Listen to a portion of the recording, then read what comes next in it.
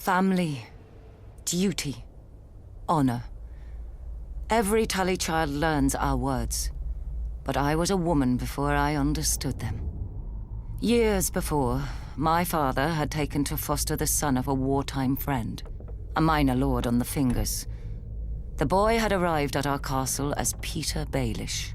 Due to his home and size, my brother soon named him Littlefinger. When I came of age, Brandon Stark of Winterfell sought and won my hand.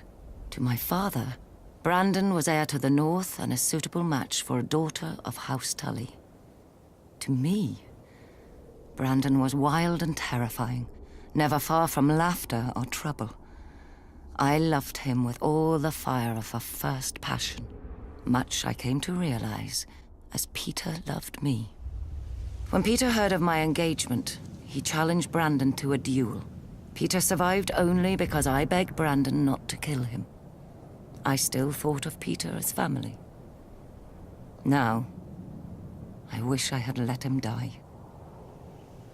Only days before my wedding, when I thought to be happy forever, Prince Rhaegar Targaryen abducted Brandon's sister, Lyanna. Hot-blooded as always, Brandon immediately rode for King's Landing to demand justice, which the Mad King Aerys Targaryen gave him, in his own twisted fashion. The day the Raven arrived with the news of my Brandon's death, I locked myself in a room and refused to eat for days, until my father reminded me of my duty. I was to marry Eddard, Brandon's younger brother, a man whom I had never met, though of whom none spoke ill, or spoke anything at all. Our union would cement an alliance of the North, Vale, Stormlands, and Riverlands in rebellion against the Mad King. I was a Tully. I did my duty. We were married quickly, and were spared only one night before he had to return to the field. I spent the war by the windows waiting for a raven to hear if my son would grow up fatherless or at all. We knew the price of defeat. I scoured the kitchens and washing rooms for any and all gossip. Robert had won and crushed the Mad King. Robert had lost, but Jaime Lannister was now king. Robert had almost won, but the Mad King had become a dragon and burned King's Landing to ash. At night, I told myself the war would end soon and bring peace. Either a victory or the grave. I was wrong.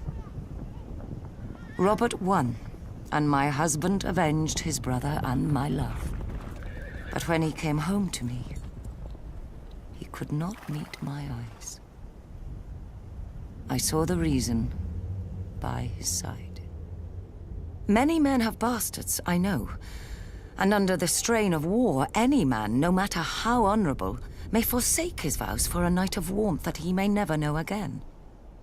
But Ned Stark was not built like other men. His northern honor would not let him sequester his shame in some distant holdfast. He brought this boy, this Jon Snow, home to raise with his true-born children. My children. Yet even these bitter memories are sweet now. They are all I have left of my Ned. Our family is broken and scattered, and our son must wage a war for the pieces. We need to go home. The Starks are of the north, and, like the snows of winter when they come south, they melt away.